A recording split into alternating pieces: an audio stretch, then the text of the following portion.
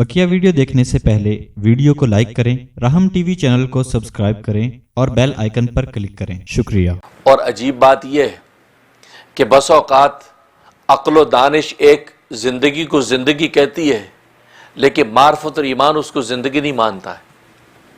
अक्ल व दानिश कहती है कि ये ज़िंदगी है, ये हयात है, लेकिन मार्फत और ईमान कहते नहीं, ये मौत है।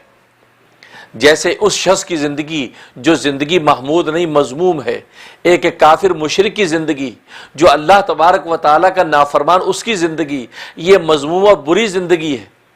बज़ाहिर देखने वाली आंखें देखती हैं कि इसकी ज़िंदगी महमूद है, बड़ी अच्छी ज़िंदगी गुजर रही है, ये तो ज़िंदा सलामत फिरता नज़र आता है, लेकिन अल्लाह तबारक व तआला के नज़दीक वो ज़िंदगी ज़िंदगी नहीं बल्कि मौत है।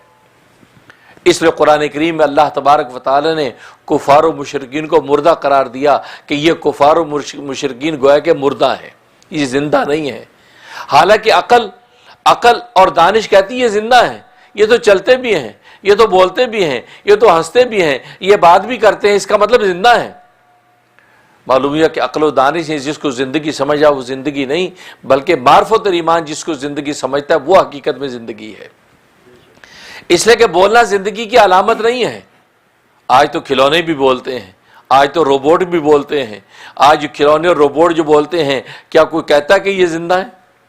आज तो खिलौने भी चलते हैं, आज रोबोट भी चलते नजर आते हैं, क्या कोई कहता है कि रोबोट जिंदा है?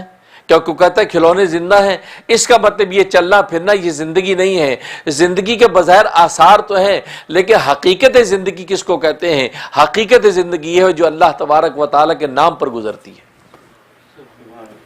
इंसान की इनफरादी ज़िंदगी हो, इज्तिमाई ज़िंदगी हो, रियासती ज़िंदगी हो, मुल्की ज़िंदगी हो, गोया कि बैनुल अक़वामी ज़िंदगी हो, ज़िंदगी का कोई भी शोबा और दायरा हो, वो ज़िंदगी अगर अल्लाह के नाम पर गुजर रही है तो वो ज़िंदगी ज़िंदगी है, वरना अल्लाह तबारक व तआला के नज़दीक वो ज़िंदगी नहीं है।